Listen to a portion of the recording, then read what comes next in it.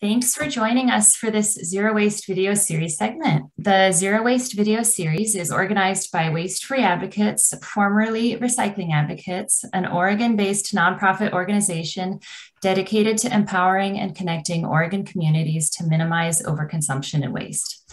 With this video series, we are seeking to not only inform folks who are interested in learning about zero waste efforts within our region, but also to connect to entrepreneurial, government, and community advocates to help strengthen our growing network so that we can help each other in growing these positive and impactful practices and infrastructure.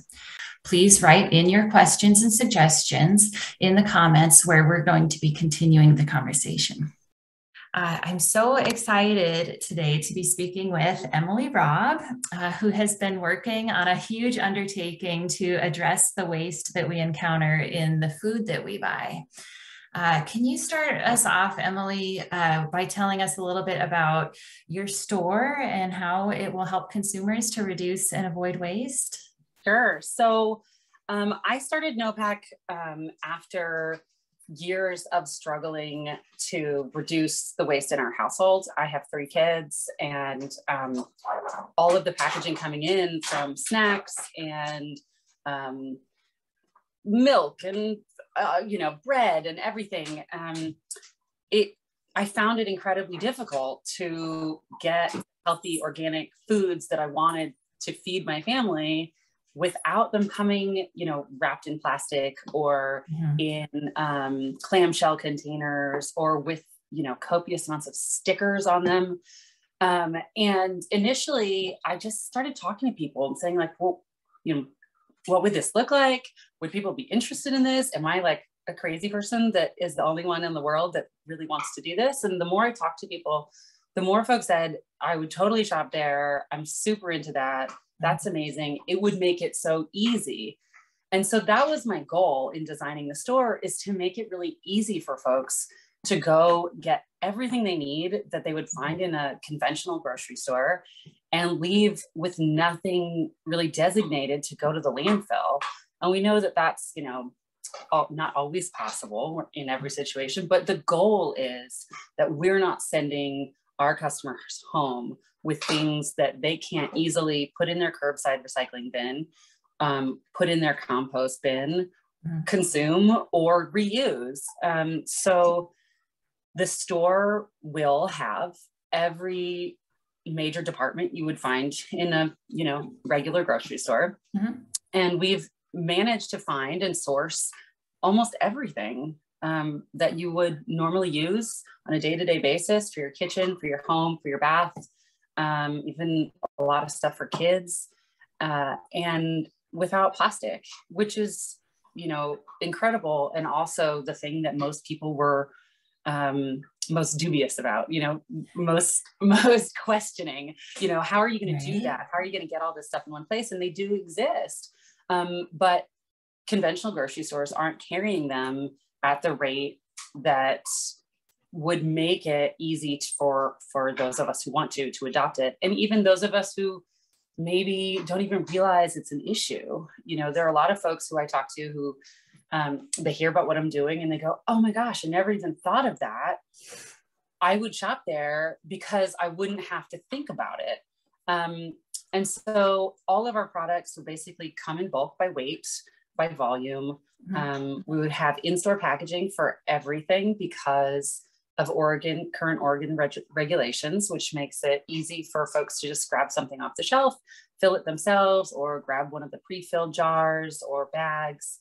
And everything is either returnable to the store to wash and reuse and put out again and again, or it's recyclable or compostable and easy to go in our curbside bins. So everything is plastic free. And we definitely have pre-made stuff. So not everybody's out there like me canning all their tomatoes for tomato sauce for the rest of the year. So, we'll have jarred foods. A lot of people go, oh, everything's in bulk. You're not going to carry, we'll have cans of beans and olives and, jars of pasta sauce and all of those things that we need that are staples.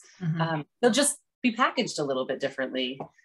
So that's the goal of the store, is to just keep the shopping experience as normal as possible and as easy as possible, but just without the waste.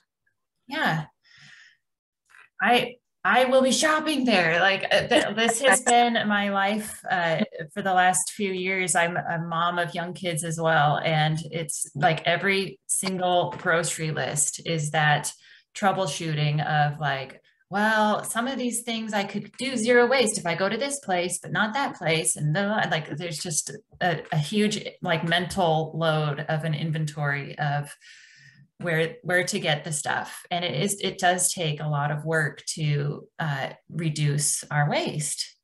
So like, and, you know, speaking of that work that has to happen, it makes me curious about the work that you're putting into setting up the business.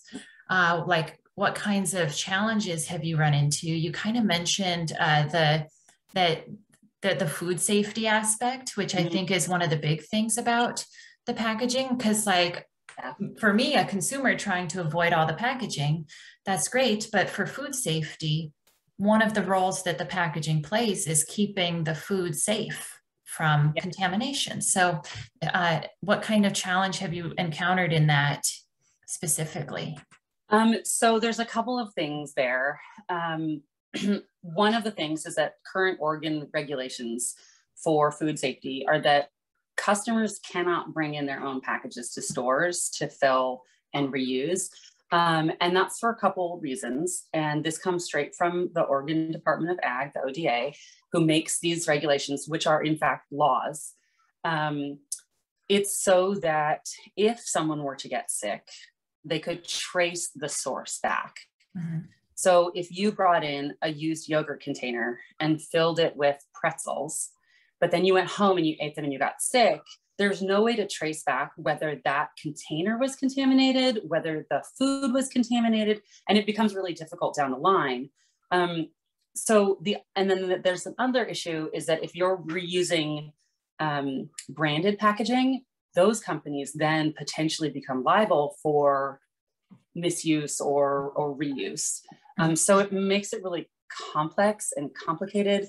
And then you run into issues of like companies complaining and making their packaging so that they can't be reused. So we also wanted to make sure that anybody walking in off the street or somebody who's totally new to zero waste could come in, still do all of their shopping and leave the store without having to send, you know, plastic bags to packaging or to landfill. Mm-hmm.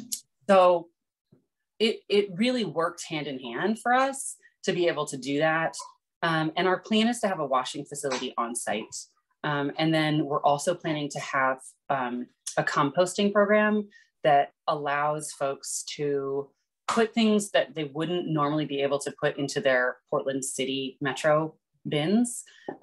Or if they live in an apartment or an area of the city that doesn't have the composting, or the metro area, I guess, that doesn't have composting. Mm-hmm. I know like some areas on the west side don't have city composting. So it allows them to fill a bucket, bring it to the store, put it in our compost bin, and then our compost goes directly to the compost facility. And we sort of skip that city in between.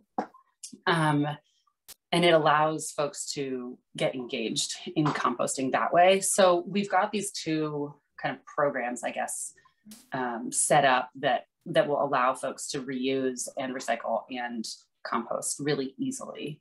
Okay. But yeah, so packaging, the other thing is that we've partnered with a new company that is creating a new kind of bulk bin. And effectively, they're working on the back end with producers who are going to then put their product, so say it's like a cereal, into a specific kind of bag or container that then clips directly into our bulk bin system. Mm-hmm. And these bulk bins are not the typical plastic pull down, but they're actually electronic. And so when you put your jar underneath or your bag, it automatically tags it and knows how much you filled. And then your sticker will print out at the printing stand.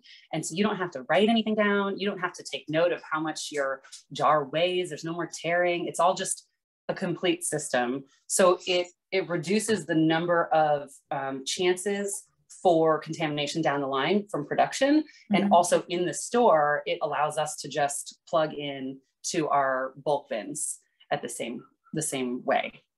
And then it's easier for the customer to just spend less time in the aisle. There's no like writing and what's that number and what did I fill this with? Oh, is this cornstarch or is this baking soda?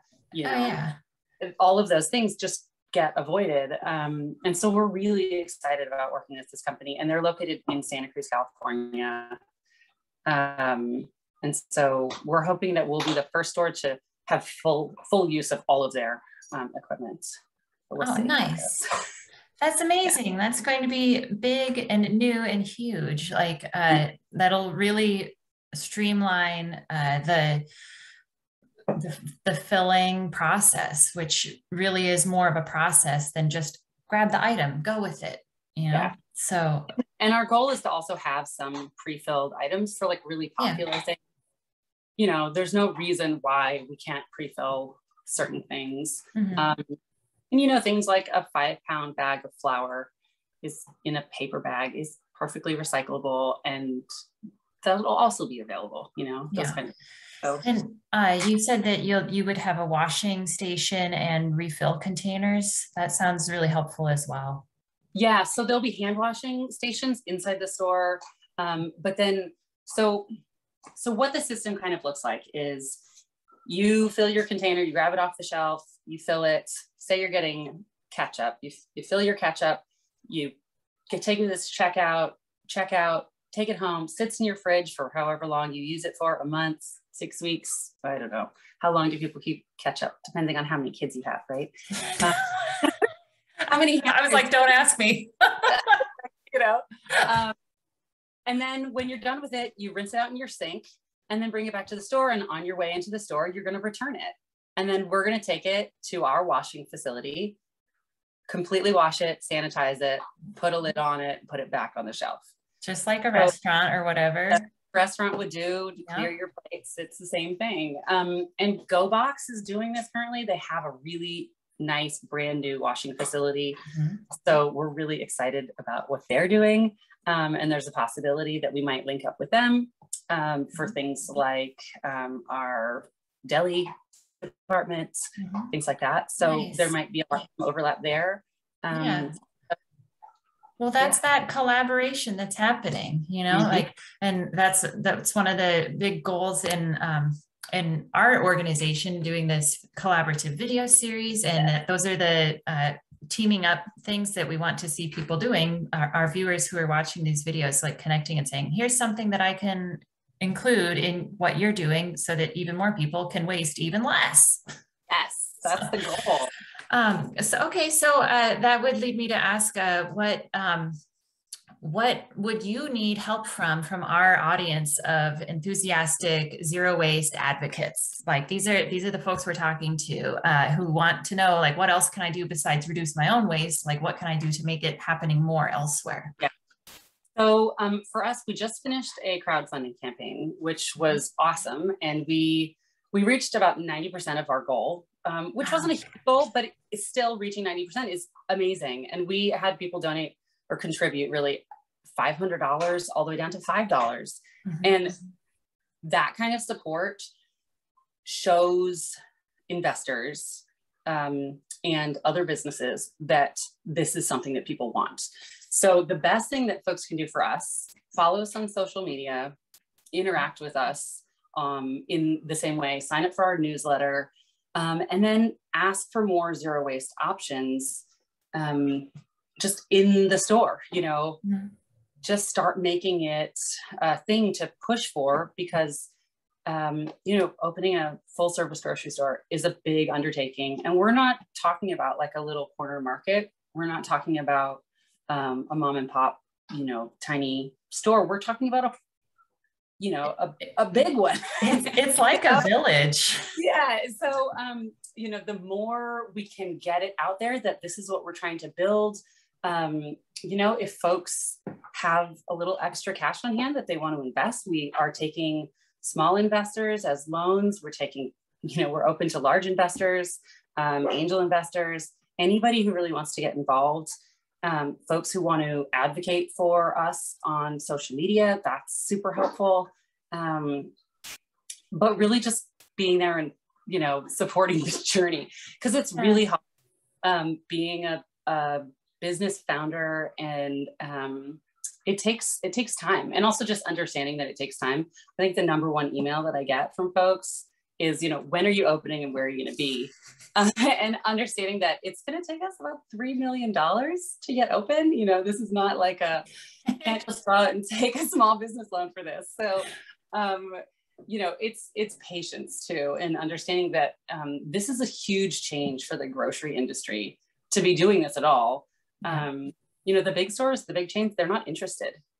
They don't really want to do it. And so we're hoping to partner with a smaller local chain as a financial partner, but we're still working on that, and it takes time and people pressure. Yeah.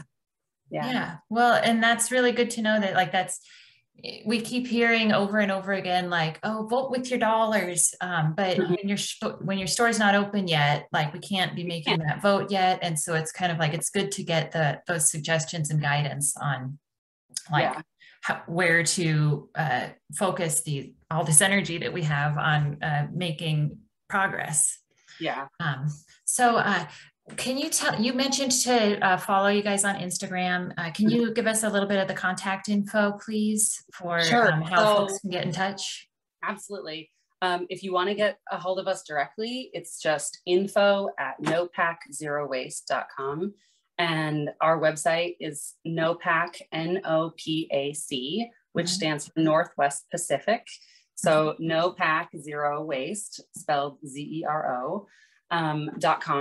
And info@nopac0waste.com is the direct line to us, and we'll get back to you. We have a team. There's 6 of us who are all on the team, and we all have day jobs, but we're all doing our best to keep the momentum up and respond to people as best we can. We love hearing suggestions about what people want to see in the store. If there's something they really can't find. And we're also can make suggestions of where to find stuff now that they can't find in their regular grocery shopping trips. So you can reach us there. And then all of our social media handles are basically at NoPac Zero Waste Grocery. NoPac Zero Waste or NoPac Foods Zero Waste Grocery, I believe is what they are. But we'll write them out in the below. We'll let's do the thing in the comments. Let's do that.